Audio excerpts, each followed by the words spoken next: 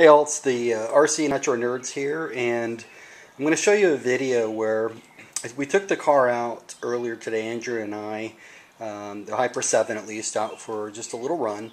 And one of the things that I promised to never ever ever do is make fun of Andrew's driving skills, because I had a mishap of epic proportions myself. And so the background here is after I had that horrific accident, and trust me, it was much worse than it looks on film. It was probably one of the worst I'd ever had. What had happened was the pull start, when I tried to restart after we got everything and I tried to restart it, the pull start actually, the spring was not recoiling. So I started the video on how to fix your pull start, and I was not very happy about that, because if you've ever put together a pull start, you know it's a beating, as I just said. But as I was unscrewing the pull start off of the engine, it suddenly kind of fixed itself, and it was working fine, as you can see. Okay, and so we've got the last screw up, and we might have. Oh my gosh. We might have actually just fixed it without even having to go in there. So we took it out and we ran it again, and everything was wonderful. We had a great time. Excuse me. As I got it home and I began to take it off, take the shell off, I put the afterrun oil in and I pulled the cord, and this right here is what happened. The cord just came off. Boy, I'm not really exactly sure. I have my theories on it. I personally think that the spring came loose and the coil was cutting on the spring or something. I'm not really sure, but somehow it just came off. I've already taken it apart. Everything looks normal inside of the housing, so somehow the rope just kind of broke by itself.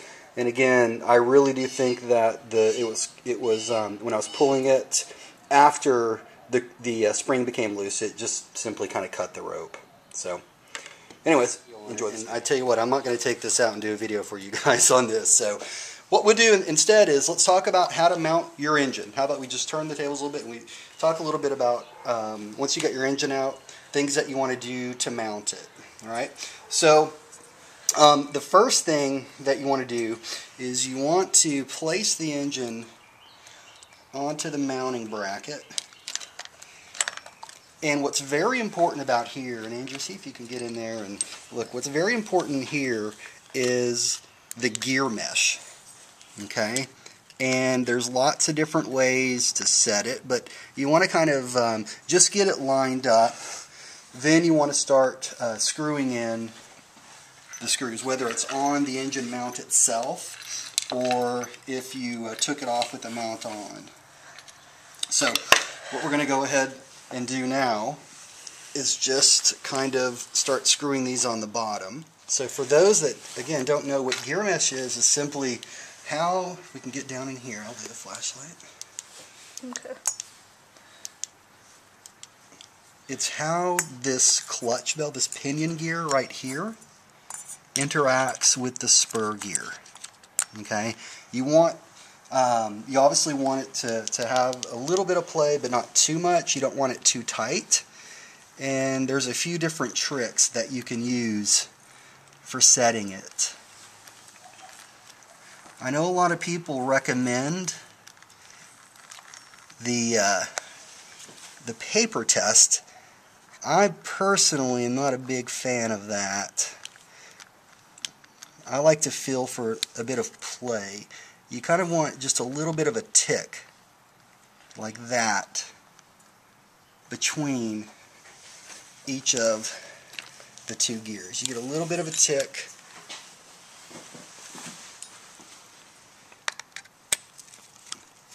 And that should suffice.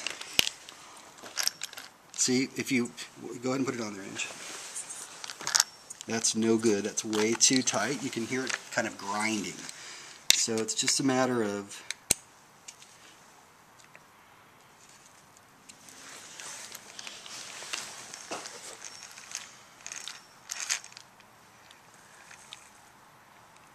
getting it on just right. That's a bit better.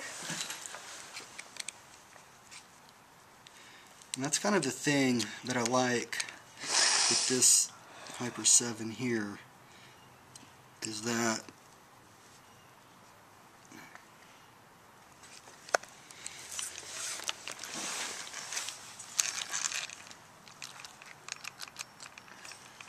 let's see here.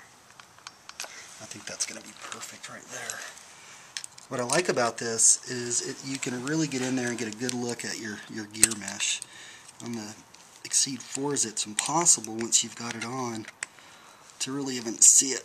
Now, obviously, you want to make sure you really get these screws on there, because as we found out earlier, they can come off. Okay, and now that we've got the gear mesh set, what we want to do is just attach the exhaust back to the engine, and it's a pretty simple process. You just grab it at the manifold, and then you have your spring holder right here. So you have this spring that you want to put on, and this is kind of the part that I don't really like a whole lot, but it's got to be done. So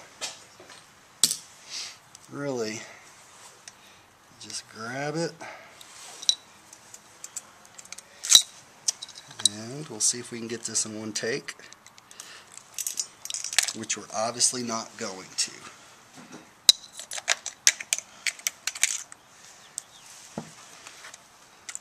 This might have ended up being a little blooper video. We got that on there. Now you gotta grab this sucker, pinch it for everything it's worth, pull it around,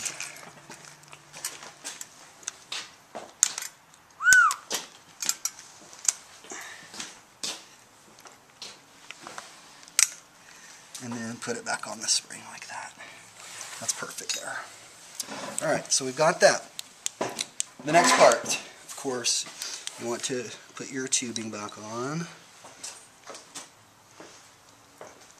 Now what I like to do is normally I don't leave the carburetor open that long. What I want to do, I want to make sure I spray it out. Next, putting the linkage back on. With these slide carburetors, I don't know, it's just me or what, but I find them to be an absolute beating to get back on. And really, I've never found a good way other than just squeezing the heck out of it. Because the problem is, I've got no way to really get it on good other than just applying some force to it. Alright, that looks okay. Let's check the opening here.